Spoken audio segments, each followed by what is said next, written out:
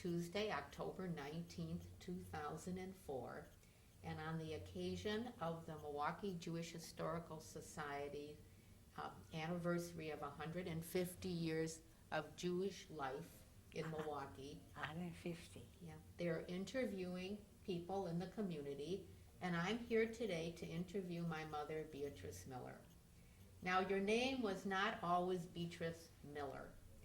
Do you want to tell us about your life when your name was Beatrice Lassman? Where did you grow up? I grew up in Poland. Name of the city was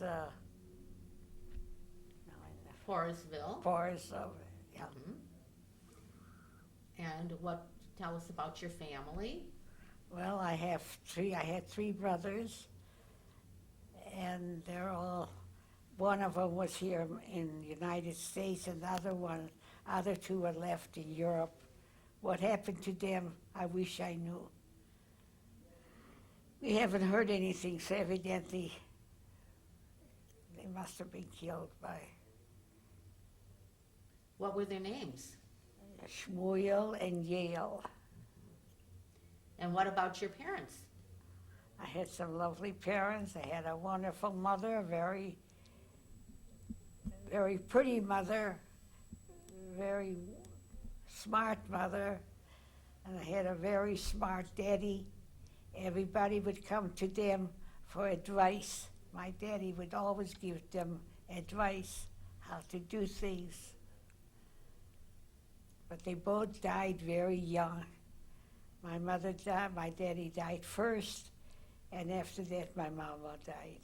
How did they make a living in Poland? Well, they had, my daddy had a store like here, like they call it,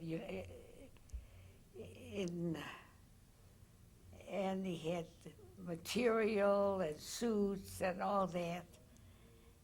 And he was making a nice living, but then he went away, he hid himself from the Russians. So he went away, and then I guess he caught a cold and he died.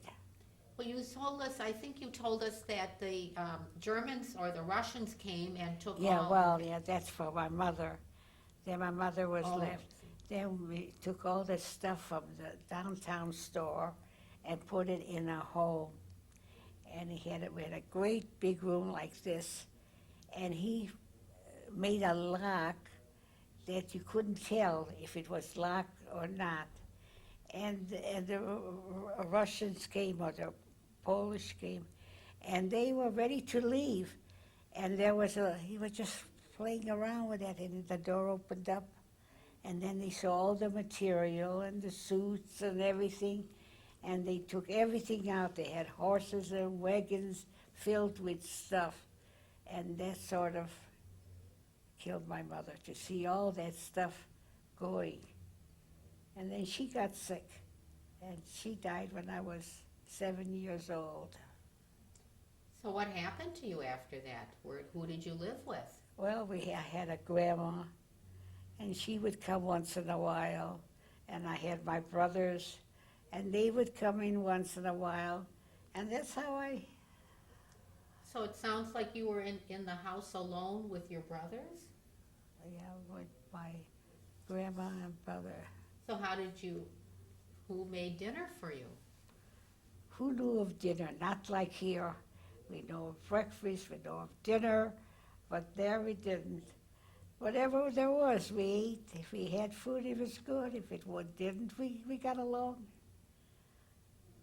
What kind of childhood did you have? I mean, it sounds like you grew up pretty fast there, but what about your friends? Did you have? Oh, I had always, somehow, I don't know, it was in there or here, I've always had a lot of friends. Everybody wanted to be with me. So when I went to my friend's house and they wanted their child to eat, so they say, "Bee, here is some for you too." So see, Bee's eating, so you can eat. So this is the way I would go from one friend to another. I had a lot of friends, always did, and always will. Oh, I forgot to ask you your birth date. You have a birthday coming up. What's your birthday? When were you born? December 22nd, 1912. 1912. So how did you get from Poresville, Poland, to Well, the United States? I had an aunt that lived here in America, and she didn't have no children. So she knew that there was a little girl there, and she wanted me to come here. And I couldn't come by myself because I was too young. So a cousin of mine wanted to come to America, and it was very hard to get here. They didn't allow any more coming in. So she was going to take me, and she wanted to come here. So she was supposed to take me. And then they came to my house, and they wanted Grandma to give her money. So Grandma says, I have no money. I'm not giving you any money. She says, well, then I can't go. So I was told that I can't go to America. I have to stay here. So that was okay. Then in the middle of the night, they came and knocked at the window. I remember knocking them at the window. We'll take you. So I came to America with my cousin. Yeah. And we were stopped at Ellis Island because she was young and I was young. And they thought we'd have to depend on the government. And they didn't want it. So they were going to ship us back. So my cousin was crying. She was going to jump out of the window. She's not going back to Europe.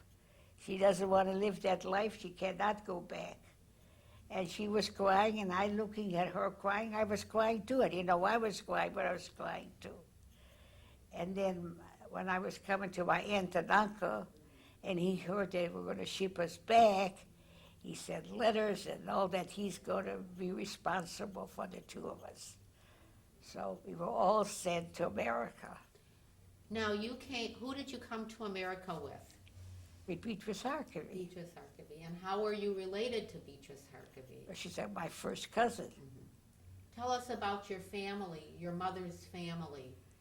Oh, my mother had a lovely family. There were 7 girls and 1 son. She had 7 sisters and 1 brother. Beautiful family. Very nice. And that was the sister who brought you to the United States. And what were their names? The one that I came, Beatrice Harkey was her name. But who, Beatrice Droshinsky. and who brought you to the United, and tell them about Tanti and Uncle now. Oh, well, that auntie and uncle, they were wonderful, wonderful, wonderful people, but they didn't have no children. And so they didn't know how to raise a child. They didn't have an education, and I didn't need no education. And I came to this country, and I was so happy, and I thought there was such a wonderful thing that they did that I couldn't do enough for them. So they had me help from cleaning and help me, I don't want to talk about I had a rough time. What were their names? Tanti Lashinsky and Uncle Lashinsky, the Drogochansky, they changed it to Lashinsky. And what kind of work did Uncle do, Harry Lashinsky? He had a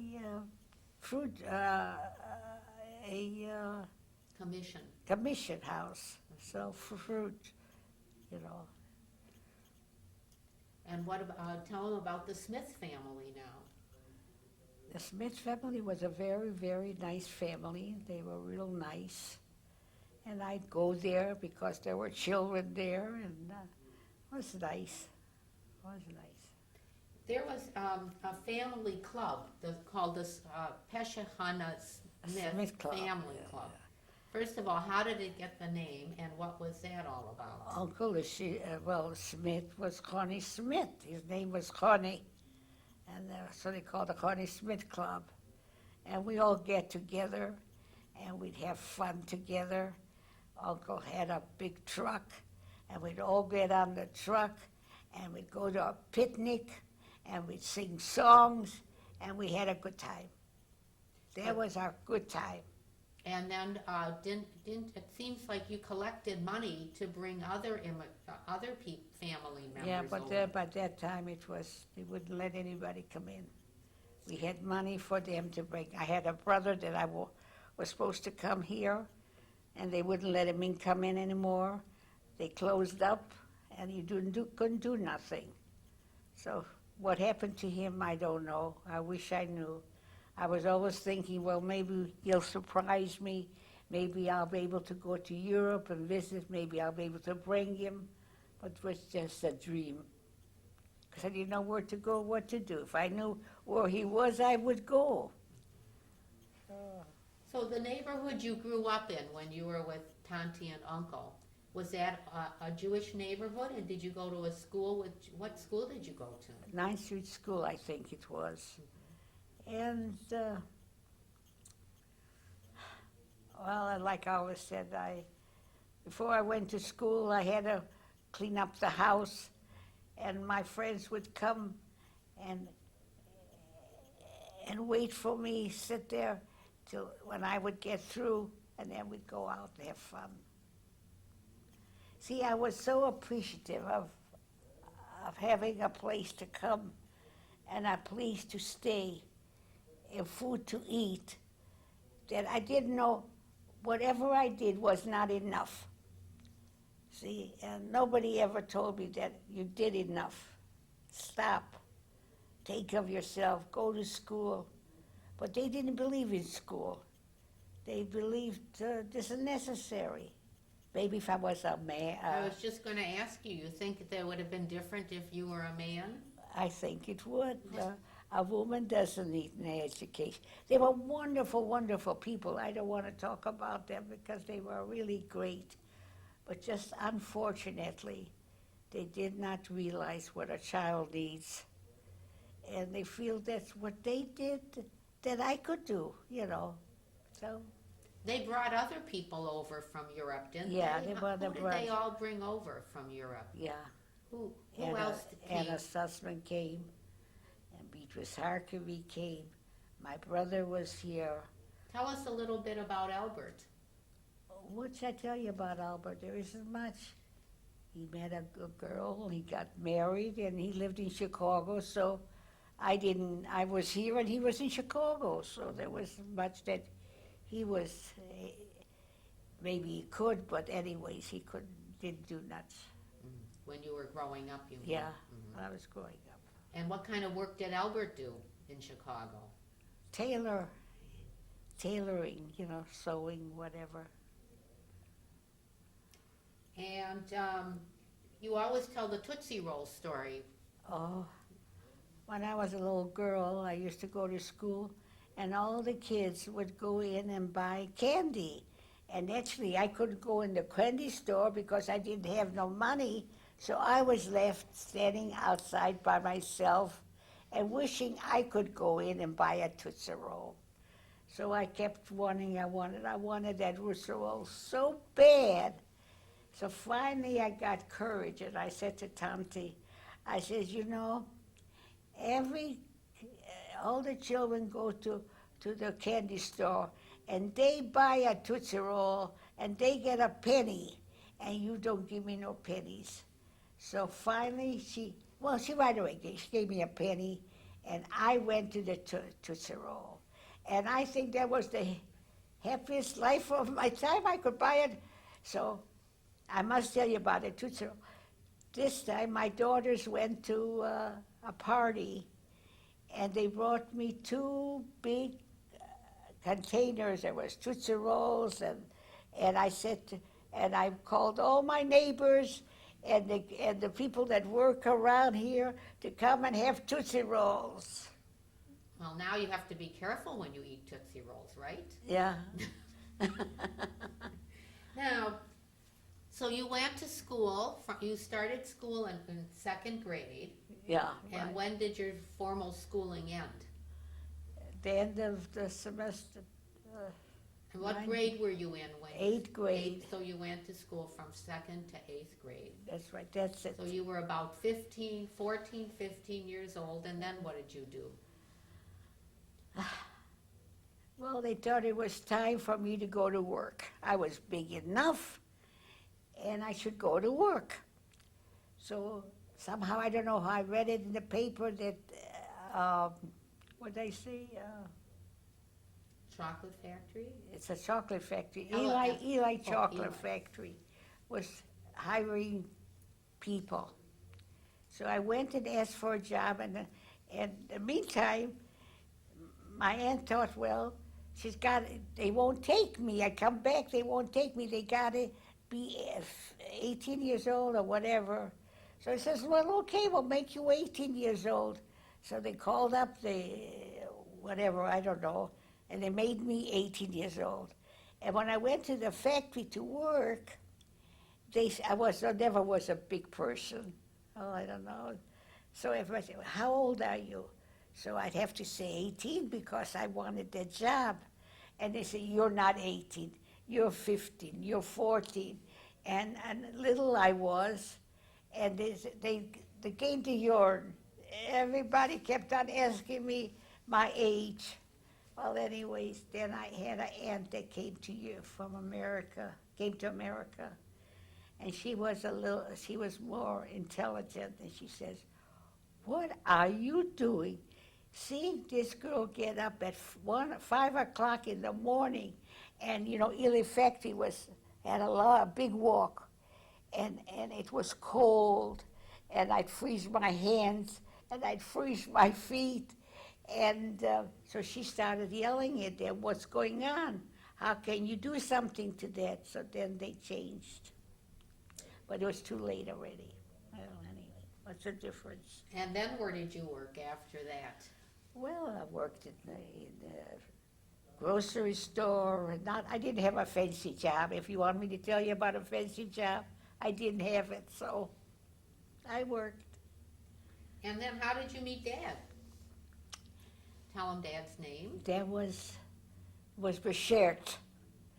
My girlfriends wanted to go. Like I said, I always had friends around me.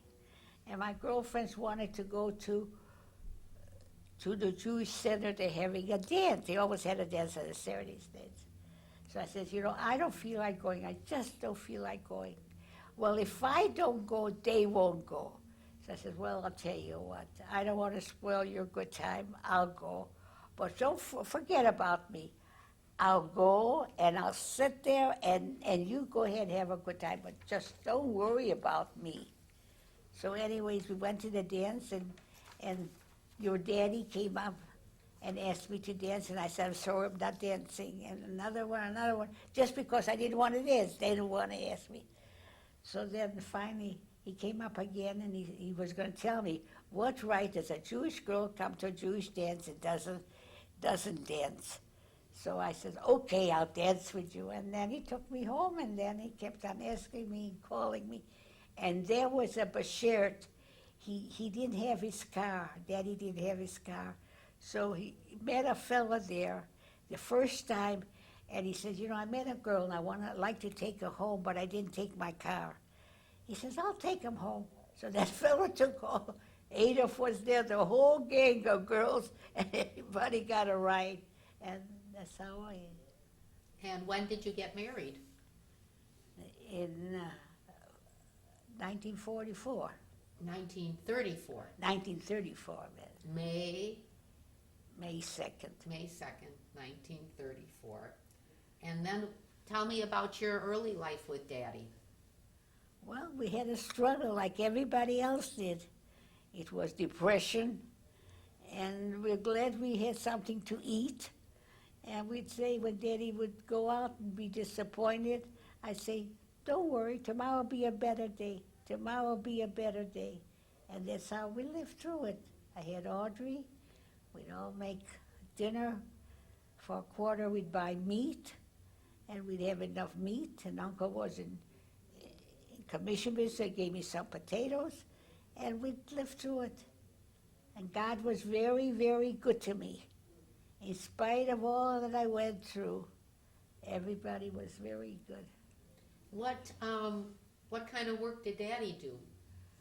Well, what did he do? We had a store. We opened up a store in We took a ride in Burlington. He said, that's a nice place. We'll open up a store here.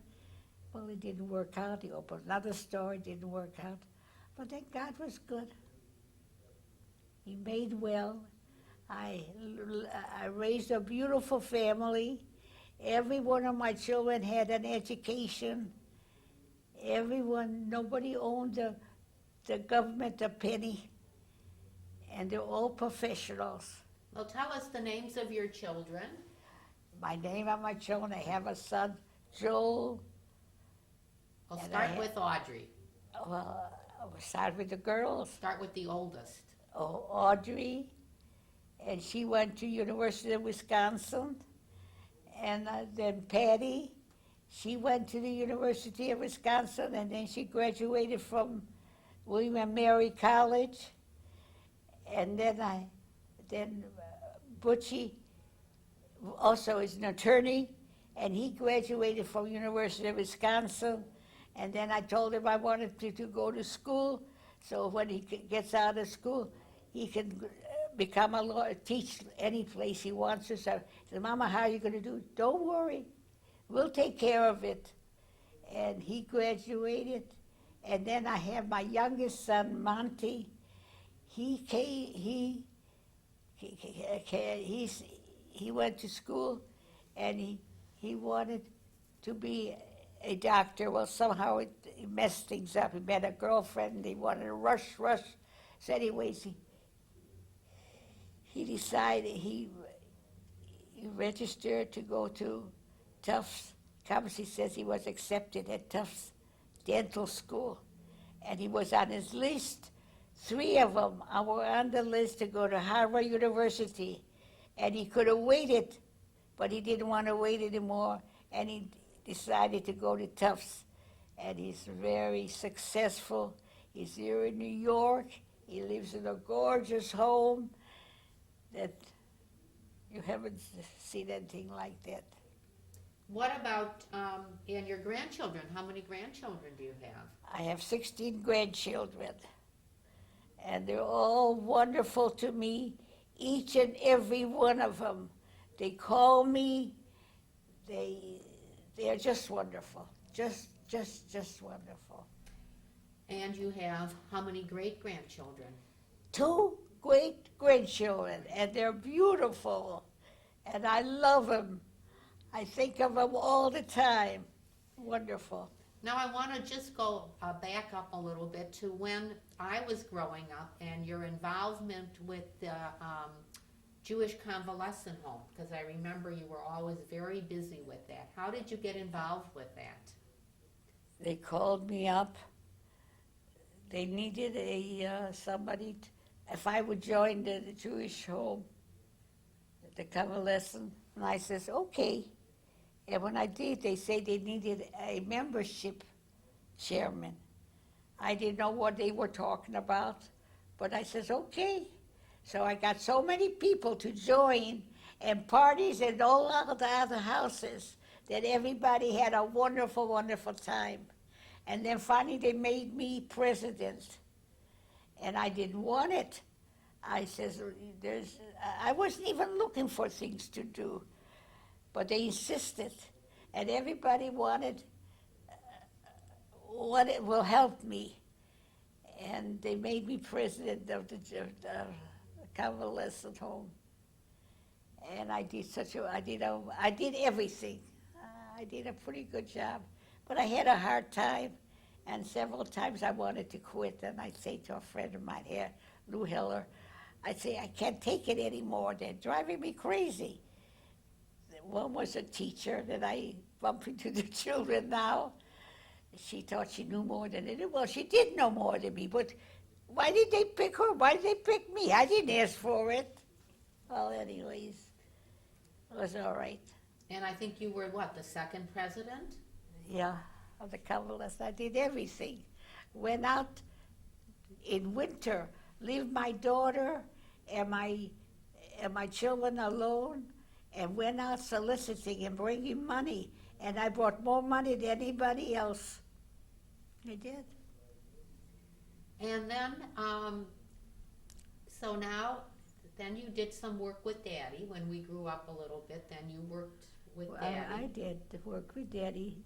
We'd both get up in the morning. And I want you to know I was married to my husband 50 years. And in the 50 years, we had breakfast together every morning. Because when we'd come home tonight, we were tired. And then in the morning, we were rested up. And we could discuss the children, what's good for the children, what they're going to do, where they're going to go, make sure that they get there. So, What about Daddy's work? What kind of work was it, and how did you help him? how did I help him? I was there. People would come. I'd weigh, we had mostly paper we were involved in.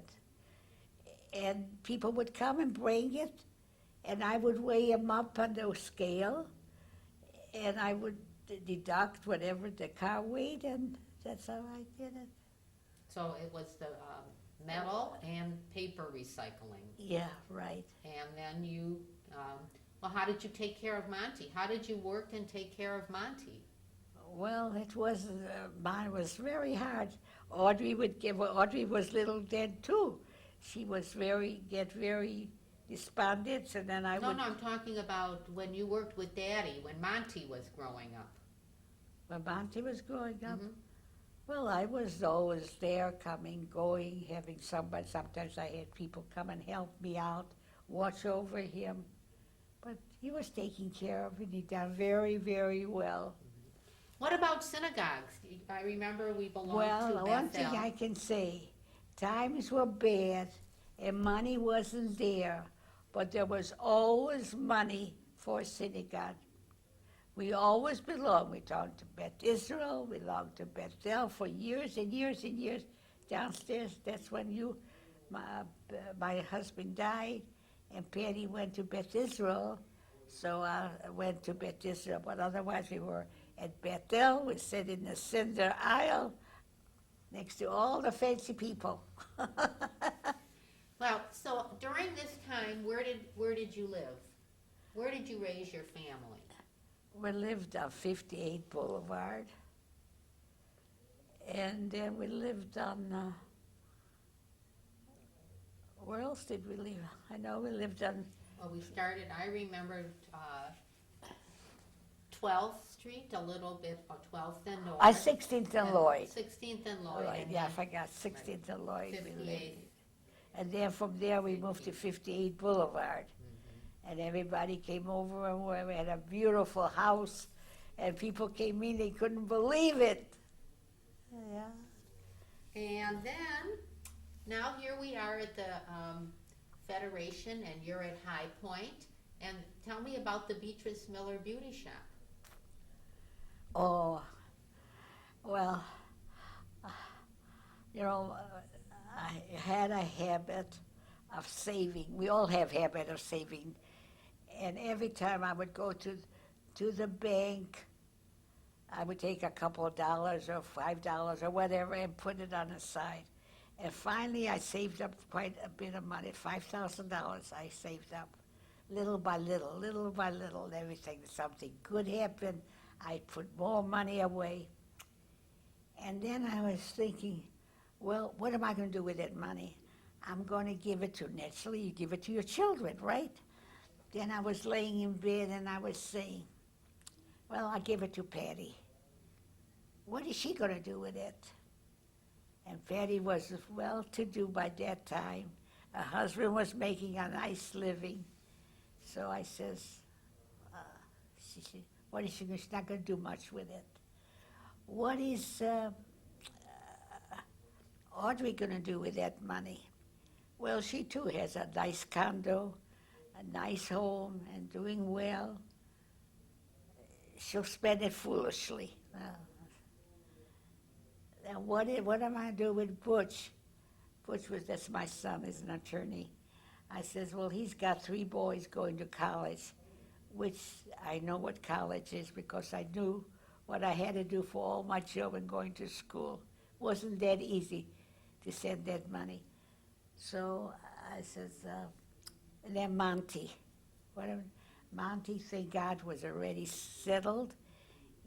He had a beautiful home, he had beautiful things, and he had a wonderful family. What is he going to do with it? Well, he'll be able to do, everybody can use money, let's face it. So, and I was thinking, what should I do? Well, the only one that really could use it would be Butchie, because he's got the 3 boys going to school.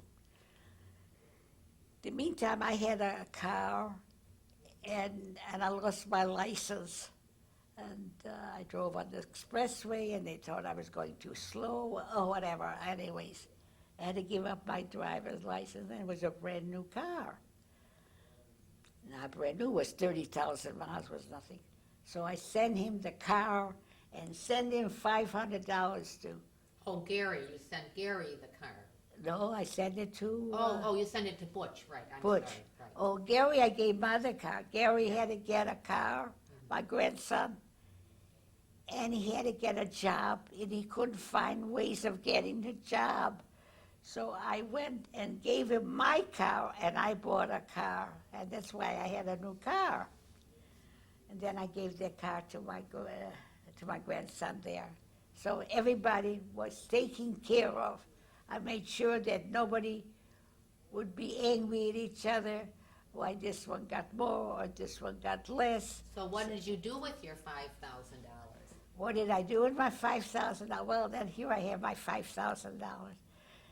I used to do volunteer work at the home.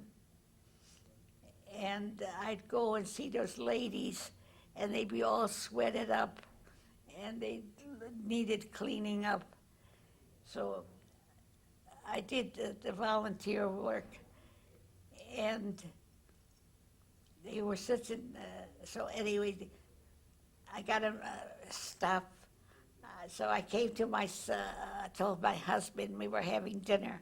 I said, you know, I did the volunteer ladies were standing, open the door. Fridays was my day to go to do volunteer work. Had the doors open and waiting for me to come and give them tea. So I would give them tea, and I'd have a helper, have a little lady. She'd put on a little apron, and she'd be my helper. I couldn't bring my own stuff, so it was crackers and tea. And I would serve them tea, and they were so happy for it. So Bernie said to me, B, if that makes you happy, continue doing it. So I did that volunteer work. And then I decided I had that money, and I would visit those ladies, and they were sweated up, and they were hot. And if I could take them and wash them up and clean them up, it would do a good deed. So that's how I got involved with so when I said to Patty, would you mind if I give my money to charity? And she says, Mama, if that's what you want to do, just go ahead. So we went and we saw Anita Correa, and we told her that what I would like is take these women and clean them up and have their hair washed and set with that money. She said, if that's what you want to do, it's fine. I said, well, if there's anything more important, then oh no. She said, that's fine. So they went over very, very big. They got lots and lots of money. One day they had a whole sheet of names of Patty that gave. And now she says to me, the other day, she said, who is Monty? I said, Monty's my son. He's sending, everybody's been sending him money. They've been getting lots and lots of money. So there's the Beatrice Miller Beauty Shop Fund. Yes. And the residents on their birthdays, men and women, get their hair done. Right.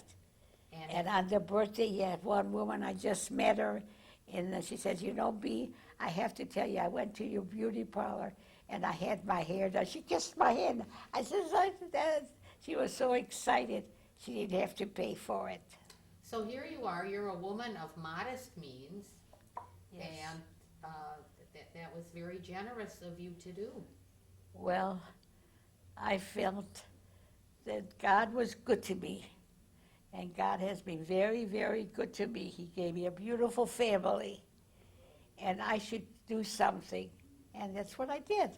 But unfortunately, I was thinking when I would go and I would visit those patients and be able to take him in, and I got sick, so I couldn't do it. So. But anyways, those people have their hair done and fixed up very beautiful on their birthday. What about you're going to have more great-grandchildren, and you're going to have people in your family who may not know you as well as the people that are already here. Yeah. What do you want to be remembered? How do you want to be remembered? What do you want your grandchildren and great-grandchildren to say about you? That I was good to them. I was good all from little on. When my children needed me, I was there. Nothing mattered. I had to be there. I was there. So what can they... And you're going to be remembered in the community for all the good deeds you did in the community. Well, thank you. I just read something that I thought was apropos to you. It said, there are 3 crowns our sages taught: the crown of Torah, the crown of priesthood, and the crown of royalty. But the crown of a good name excels them all. Well, And blessed is the person who lives with a good name. And I think that that is going to describe you very, very well. Well, thank you, sweetie. Thank you.